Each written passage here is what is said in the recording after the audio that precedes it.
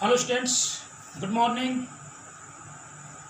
Today I explain about this chapter 9 biomolecules. Today I want to explain about this topic, that is acid insoluble fraction. Acid insoluble fraction, that is known as biomicromolecules, and acid soluble fraction, that is known as biomicromolecules, which is molecular weight of biomicromolecules, that is 18 to 800 Dalton, and biomicromolecules more than 10,000 Dalton. Understand. अब हम पहला point जो है इसमें explain करने जा रहे हैं पॉलीसैकेराइड्स। अंडरस्टैंड, पॉलीसैकेराइड्स पहला पॉइंट, ये आपका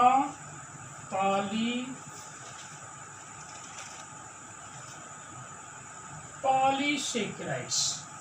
पॉलीसैकेराइड्स का मतलब सबसे पहले हम लोग समझे कि पॉलीसैकेराइड का मतलब क्या होता है, क्योंकि ग्लूकोज की कंडीशन जो होती है मोनोसैकेराइड्स, डाइसैकेराइड्स और oligosaccharides and next polysaccharides.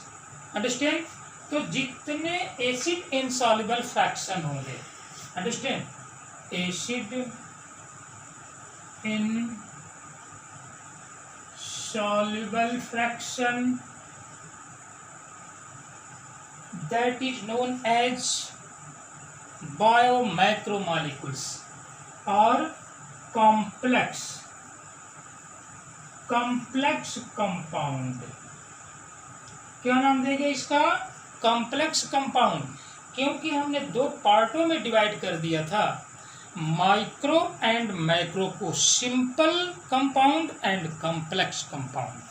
Simple compound that is known as monomer and complex compound that is known as polymer. Understand? तो polymer of glucose, polymer of fructose. Understand? तो glucose की condition जिसमें सबसे पहले ये बताया गया कि पॉलीसैकेराइड्स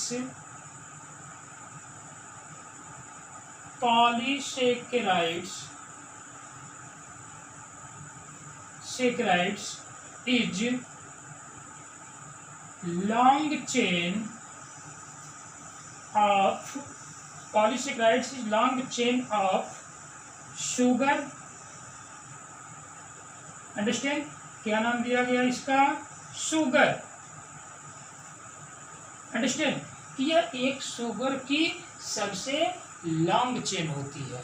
अंडरस्टैंड, और ये लॉन्ग चेन का मतलब कि ये लीनियर भी हो सकती है और ब्रांच भी हो सकती है। अंडरस्टैंड, तो इस तरह की कंडीशन होती है कि polysaccharides is the long chain of sugar, मतलब monomer is also joint to each other, एक दूसरे से मोनोमर जो होता है ज्वाइंट होकर के क्या बनाएंगे? पॉलीमर का फॉर्मेशन करेंगे। अंडरस्टैंड, तो सबसे पहले हम देखें कि पॉलीमर के टाइप क्या होते हैं। पॉलीमर में आपका होमोपॉलीमर एंड हेट्रोपॉलीमर, दो तरह की कंडीशन होती है। अंडरस्टैंड कि अब ये पॉलीमर में आपका एक कंडीशन है आपका होमोपॉलीमर और एक कंडीशन आपका जो है heteropolymer. Understand, homopolymer and heteropolymer, इसका क्या जो है सिस्टम है भाई कि एक को नाम होमोपॉलीमर दिया जा रहा है और एक का नाम हेट्रोपॉलीमर दिया जा रहा है। होमोपॉलीमर का मतलब कि only one types of monomer joint to each other, जब एक ही तरह के मोनोमर टाइम टू टाइम एक दूसरे से ज्वाइंट होकर के किसी बॉन्ड के थ्रू जब एक लॉन्ग चेन बना लेते हैं तो उनको हम कहते हैं होमोपॉलीमर। अंडरस्टैंड, क्या नाम देंगे? होमोपॉलीमर। तो होमोपॉलीमर में आपका जो है क्या होगा भाई? सेलुलोज। अंडरस्टैंड, ये क्या होगा? सेलुलोज। क्योंकि सेलुलोज का फॉर्मेशन जो होता है किसी एक मोनोमर से हुआ है, और वो मोनोमर कौन सा है? ग्लूकोज। अंडरस्टैंड कि ग्लूकोज मतलब C6H12O6। अंडरस्टैंड। तो ग्लूकोज के केवल मोनोमर जो है टाइम टू टाइम जुड़ करके एक लॉन्ग चेन बना लेते हैं, एक पॉलीमर का फॉर्मेशन करते हैं, तो उस तरह की कंडीशन कहलाती है होमो पॉलीमर। अंडरस्टैंड। जबकि वही आपका जो है हेट्रो पॉलीमर में जो वेरिएंट पॉलीमर जो आता है, तो अब ये वेरिएंट पॉलीमर में आपका कौन कौन सा आएगा? एक स्टार्च आ जाएगा, स्टार्च, और दूसरी कंडीशन होगी ग्लाइकोजन। अंडरस्टैंड। क्योंकि पहले बताया था कि ग्लूकोज आपका एक सिंपल कंपाउंड है, जबकि ग्लाइकोजन क्या है? कॉम्प्लेक्स कंपाउंड है। ये स्टार्च जो है आपका प्लांट का फूड मटेरियल है, प्लांट फूड मटेरियल। और कैसा food material? Reserve food material. Understand. जबकि ये भी हमने बताया कि प्लांट हो या एनिमल, ये दोनों जो होते हैं क्या करते हैं? अपने रिजर्व फूड मटेरियल को किस रूप में रखते हैं? कॉम्प्लेक्स रूप में रखते हैं, पॉलीसेकेराइड्स के रूप में रखते हैं। क्यों इसको पॉलीसेकेराइड्स के रूप में रखते हैं? पॉलीसेकेराइड्स का मतलब होता है इनएक्टिव, और मोनो और डाई का मतलब होता है एक्टिव। अंडरस्टैंड। इसके पहले प्रीवियस वीडियो में हमने बता चुका है क्या कि एक जो है आपका कैश मनी होता है और एक जो है डिपॉजिट मनी होता है। अंडरस्टैंड। तो सपोज करिए कि फैट की तरह जो है ये आपका स्टार्च और ग्लाइकोजन, ग्लाइकोजन जो होता है किसमें होता है भाई? ये आपका एनिमल में होता है। एनिमल का रिजर्व फूड मटेरियल क्या होता है? ग्लाइकोजन होता है। अंडरस्टैंड। ये दोनों जो है क्या है? पॉलीमर है। और कैसे पॉलीमर है? वेरिएंट है। अंडरस्टैंड। मतलब इस सेलुलोज से थोड़ा सा ये वेरी करेंगे। अंडरस्टैंड। दूसरी कंडीशन ये होती है कि जब ये स्टार्च आपका जो है एक प्लांट रिजर्व फूड मटेरियल है, ग्लाइकोजन जो है animal food material, reserve food material है। अंडरस्टैंड। और ये दोनों इनएक्टिव फॉर्म में रहते हैं। किस लिए रहते हैं? क्योंकि हमारी बॉडी को कब इमरजेंसी पीरियड आ जाए इसको कोई नहीं जानता। अंडरस्टैंड। तो जैसे इमरजेंसी पीरियड आता है तो यह ग्लाइकोजन तुरंत ग्लूकोज में चेंज हो जाता है। दूसरी कंडीशन होती है कि हम जो है प्लांट से जो भी फूड मटेरियल गेन करते हैं तो वो ऑलरेडी उसके जो सीरियल्स हो चाहे जो भी हो तो वो हम फूड मटेरियल स्टार्च के रूप में ही लेते हैं। और स्टार्च का पार्शियल जो होता है डाइजेशन कहाँ होता है? आपके बक्कल कैविटी में हो जाता है, जिसको हम फिजिकल डाइजेशन कहेंगे। और फिजिकल डाइजेशन में बक्कल कैविटी में ही स्टार्च का डाइजेशन वो माल्टोज में क्या कर जाता है? स्टार्च चेंज टू माल्टोज, मतलब पॉलीसेकेराइड चेंज टू डाइसेकेराइड। अब माल्टोज जो होता है उस माल्टोज पर माल्टेजेज का एक्शन होता है, तो वो माल्टोज टूट जाता है ग्लूकोज प्लस फ्रक्टोज में। अंडरस्टैंड। तो इस तरह के जो है ग्लूकोज ग्लूकोज में टूट जाएगा। तो इस तरह की कंडीशन जो होती है आपका स्टार्च और ग्लाइकोजन। अंडरस्टैंड। ये दोनों जो होते हैं हेट्रो पॉलीमर की कंडीशन, जिसमें वेरिएंट पॉलीमर होता है। अंडरस्टैंड। तो इस तरह की कंडीशन होती है। जबकि उसी समय जो होता है आपका इनुलिन, ये तो सब ग्लूकोज के पॉलीमर है। अंडरस्टैंड। लेकिन जो इनुलिन होता है, इनुलिन, अंडरस्टैंड, इनुलिन, अंडरस्टैंड, ये इनुलिन जो होता है किसका पॉलीमर है? इनुलिन जो है ये फ्रक्टोज का पॉलीमर है। फ्रक्टोज। अंडरस्टैंड। ये फ्रक्टोज का पॉलीमर है। लेकिन जो ग्लूकोज का फार्मूला होता है, अंडरस्टैंड, ग्लूकोज और फ्रक्टोज इन दोनों का फार्मूला होता है C6H12O6। तो फिर ये डिफरेंट नाम कैसे पड़ गया भाई? दोनों का फार्मूला तो एक हो गया C6H12O6। अंडरस्टैंड। तो अब इनमें जो है इनका नेमिंग अलग अलग क्यों दे दी गई भाई? यहाँ पर तो एक बहुत बड़ा जो है माजरा फंस गया, बहुत बड़ी प्रॉब्लम आ गई कि ग्लूकोज और फ्रक्टोज इनमें molecular formula same plus structural formula different. जहाँ पे मॉलिक्यूलर फार्मूला सेम होते हैं और स्ट्रक्चरल फार्मूला डिफरेंट होते हैं उनको हम क्या कहते हैं? आइसोमेरिज्म कहते हैं। अंडरस्टैंड। तो ये आपका ग्लूकोज क्या करता है? आइसोमेरिज्म डिनोट करता है। अंडरस्टैंड। तो अब आप कहेंगे कि सर ये C6H12O6 फ्रक्टोज का भी है और यही ग्लूकोज का भी है, तो फिर डिफरेंट कैसे है?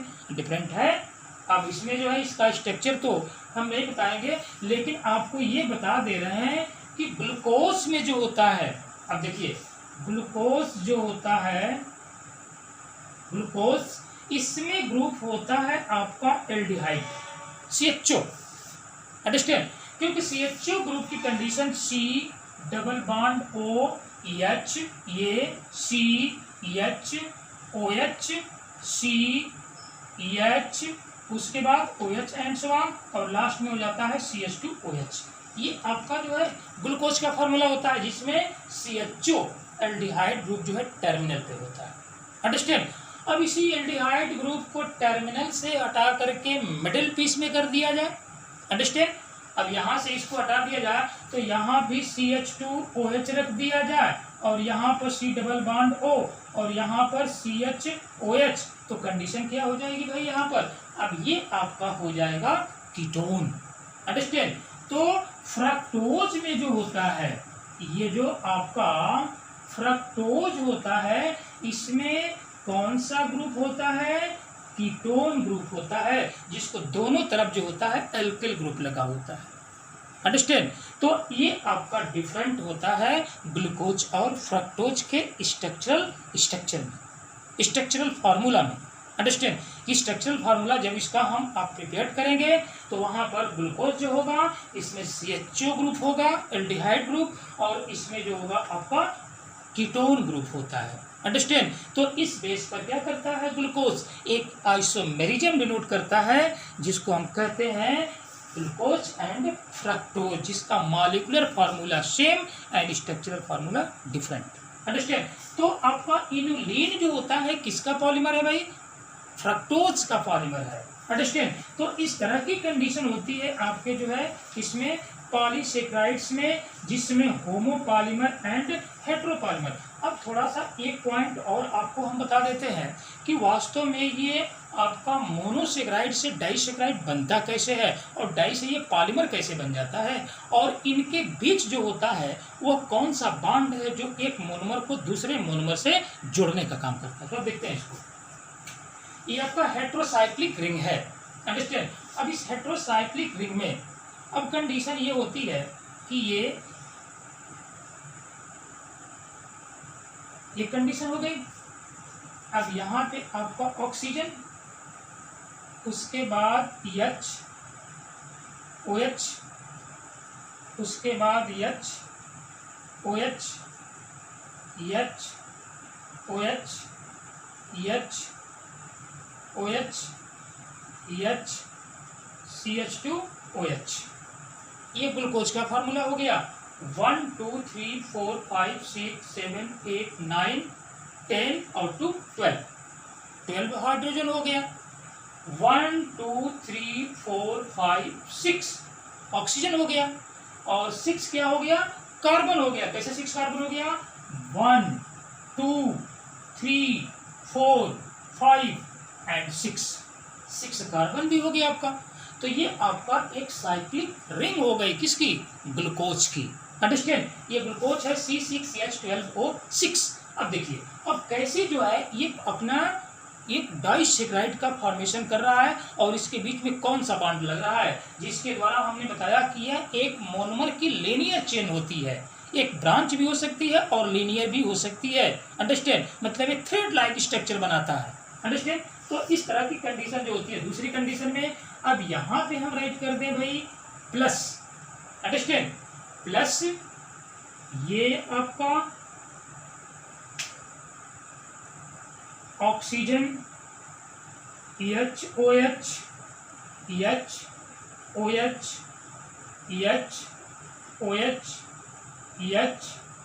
HOH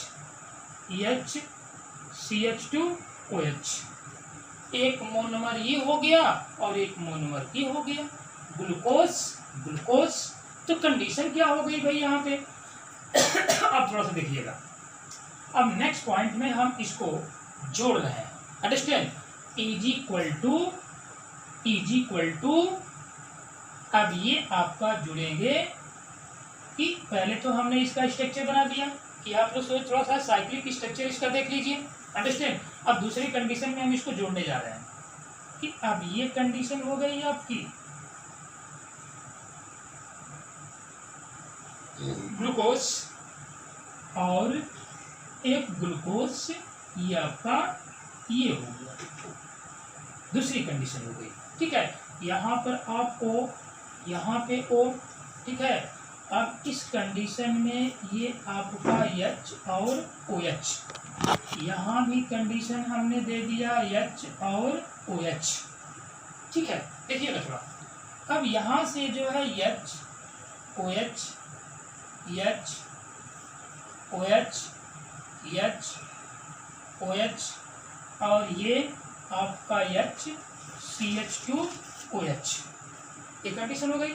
उसी प्रकार इसमें भी आपका H OH H OH H OH और ये आपका H और CH2OH। ठीक है, अब कंडीशन क्या हो गई कि एक मोनोमर ये हो गया और एक मोनोमर ये हो गया।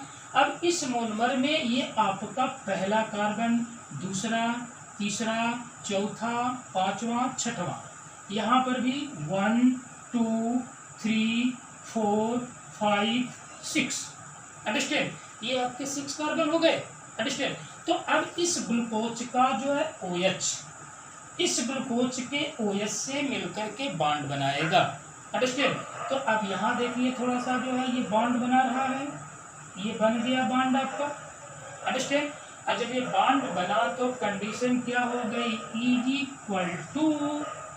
Is equal to negative H2O, एक वाटर मॉलिक्यूल रिलीज कर गया, अंडरस्टैंड।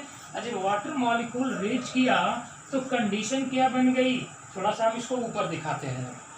ठीक है, अब इसको थोड़ा सा हम यहाँ पे आपको दिखा देते हैं, अंडरस्टैंड। अब इसको हम यहाँ लेके चले जाते हैं। ठीक है, अब ये बन गया आपका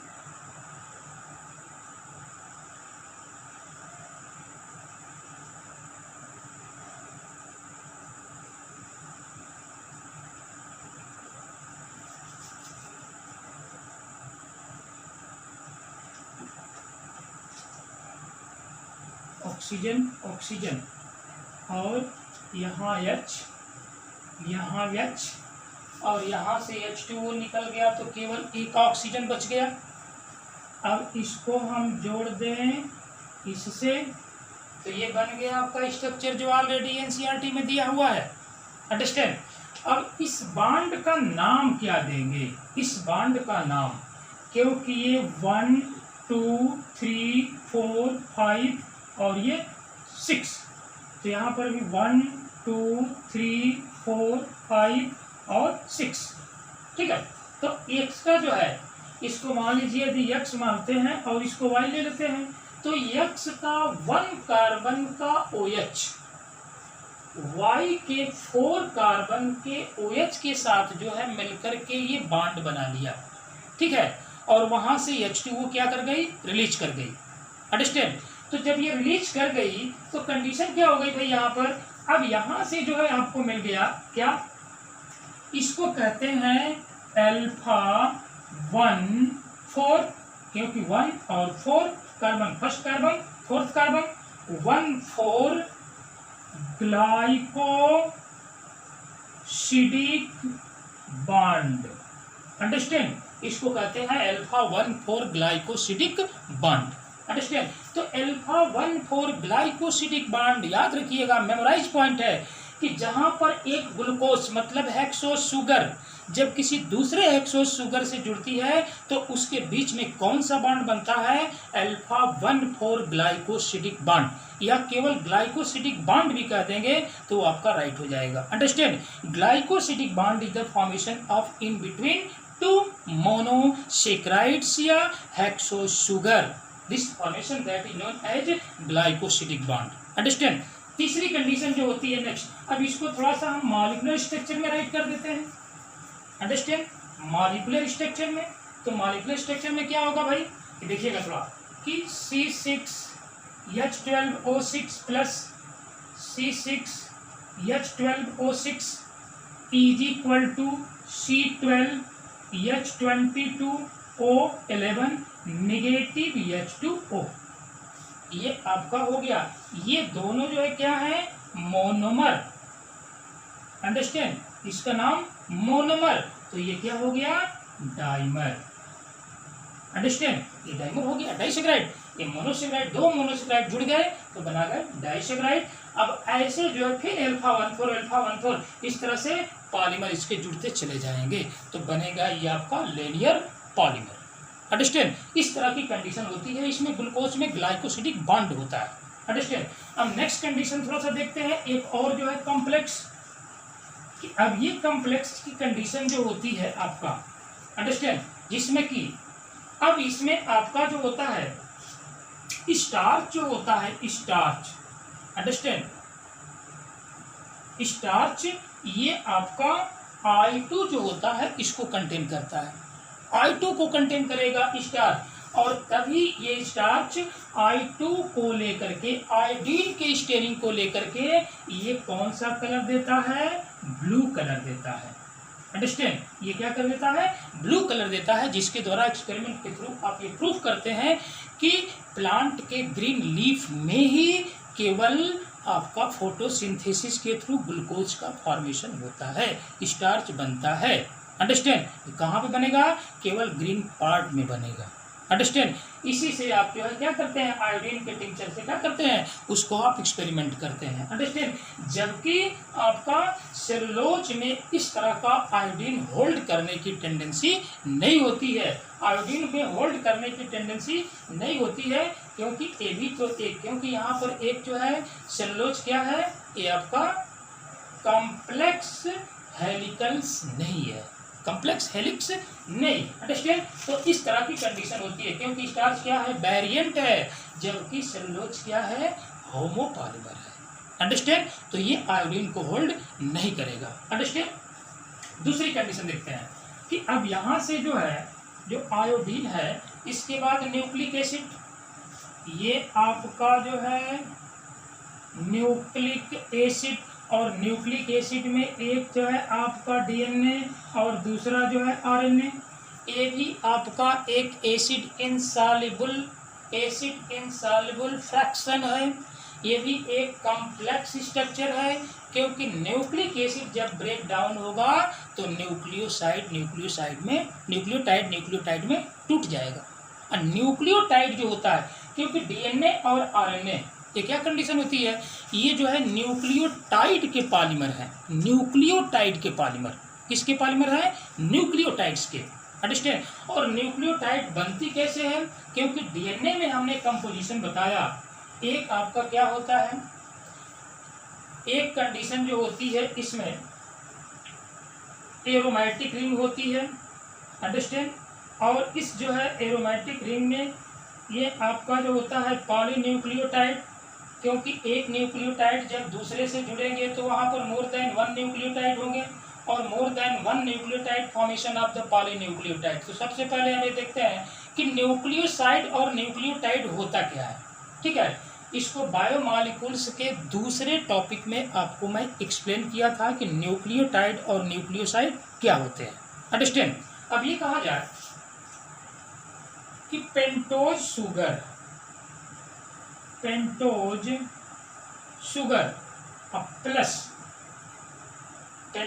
प्लस नाइट्रोजनस बेस ये बनाएंगे न्यूक्लियोसाइड,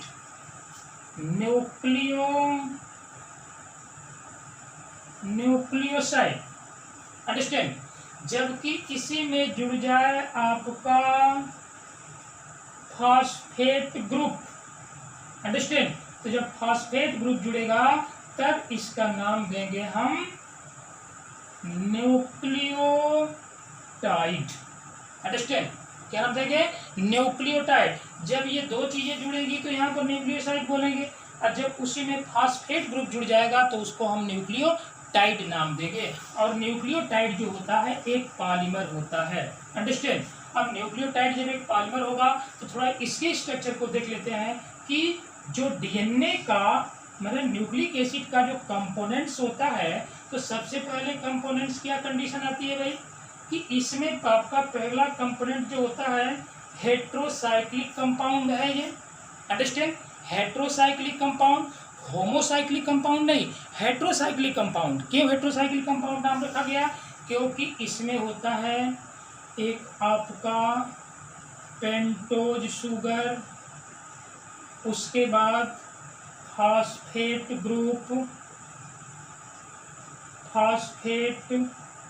ग्रुप और तीसरा होता है नाइट्रोजनस बेस। नाइट्रोजनस बेस में आपकी दो condition, purine and pyrimidine, purine and pyrimidine. Purine की कंडीशन क्या होती है? Adenine and guanine. पिरीमिडीन की क्या होती है? Thymine, cytosine and uracil. ठीक है, adenine, guanine, thymine, cytosine and uracil, understand. ये क्या होते हैं? नाइट्रोजनस बेस होते हैं। अब एक एक पॉइंट थोड़ा देख लेते हैं हम लोग कि ये आपका नाइट्रोजनस बेस तो हो गया जिसमें 3 कंपोनेंट्स काम किए, इसीलिए तो इसको हेट्रोसाइक्लिक नाम दे दिया गया, अंडरस्टैंड। कि अब यहाँ पे पेंटोज शुगर, ये आपका पेंटोज शुगर है, ठीक है, और इस पेंटोज शुगर पे यदि आपका नाइट्रोजनस बेस लग जाए, ठीक है, क्या लग जाए? नाइट्रोजनस बेस, और ये पेंटोज शुगर, ठीक है, तो इसको हम नाम देंगे क्या? न्यूक्लियोसाइड।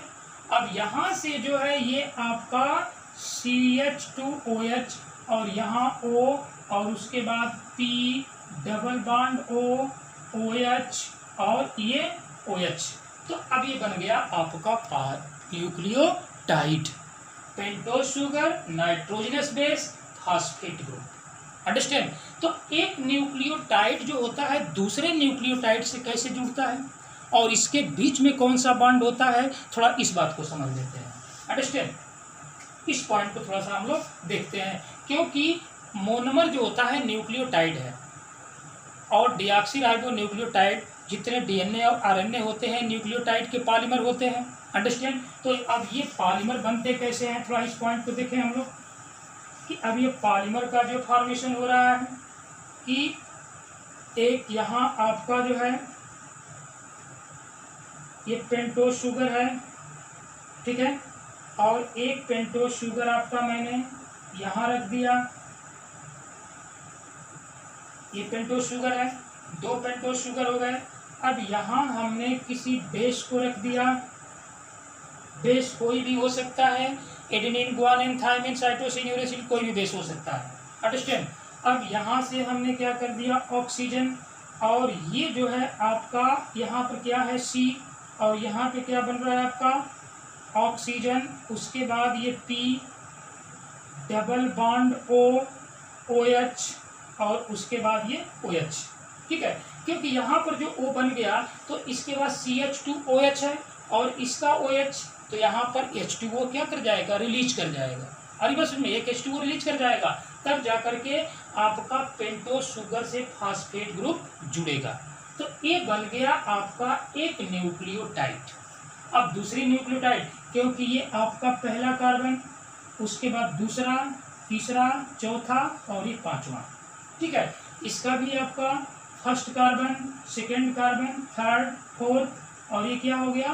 5, ठीक है, क्योंकि पेंटोज में 5 कार्बन होते हैं, अंडरस्टैंड। अब इसके पॉइंट को थोड़ा सा देखते हैं हम लोग कि अब यहाँ से जो है जो आपका कार्बन है, ठीक है, तो ये आपका ये जुड़ेगा यहाँ पे, तो अब यहाँ क्या बनेगा? आपका ऑक्सीजन, उसके बाद ये जो है आपका फास्फोरस, अंडरस्टैंड, और यहाँ बन गया डबल बॉन्ड O, ठीक है, उसके बाद ये बन गया आपका OH,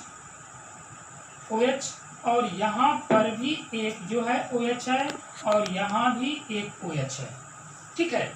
तो अब यहाँ जैसे यहाँ OH है वैसे ही यहाँ भी OH है, इसका भी OH और इसका भी OH, तो यहाँ बॉन्ड बना लिया, H2O रिलीज कर गई तो यहाँ बॉन्ड बन गया एक, यहाँ भी एक बॉन्ड बनेगा उसी तरह से, तो H2O निकल के रिलीज कर जाएगा तो एक ऑक्सीजन बचेगी। तो अब इसको हम जोड़ देते हैं कि यहाँ से जो है इस ऑक्सीजन के द्वारा जुड़ गया, अंडरस्टैंड। और जब इस ऑक्सीजन के द्वारा जुड़ेगा तो ये पूरा सिस्टम जो है यहाँ ये पॉइंट, अंडरस्टैंड, ये आपका बन जाएगा क्या 3,5, ठीक है, क्या मिल जाएगा 3,5, क्योंकि ये तीसरे कार्बन पर और ये क्या है 5वें कार्बन पर, ये आपका 5 कार्बन है, अंडरस्टैंड। तो ये आपका 3rd कार्बन और ये हो गया 5 कार्बन, 3,5 फास्फोडाइएस्टर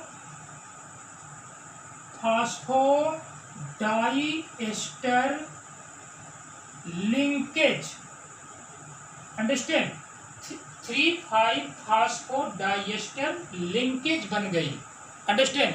तो एक न्यूक्लियोटाइड से दूसरे न्यूक्लियोटाइड को जोड़ने का काम कौन सा बॉन्ड करेगा, उस बॉन्ड का नाम क्या होगा 3,5 फास्फोडाइएस्टर लिंकेज, अंडरस्टैंड। ये आपका एक मोनोमर और ये आपका एक मोनोमर, ये न्यूक्लियोटाइड है, न्यूक्लियोटाइड, और यहाँ भी एक न्यूक्लियोटाइड बन गया। अब दोनों न्यूक्लियोटाइड जुड़ गए तो यहाँ किसके द्वारा जुड़े, कौन सा बॉन्ड बना 3,5 फास्फोडाइएस्टर लिंकेज।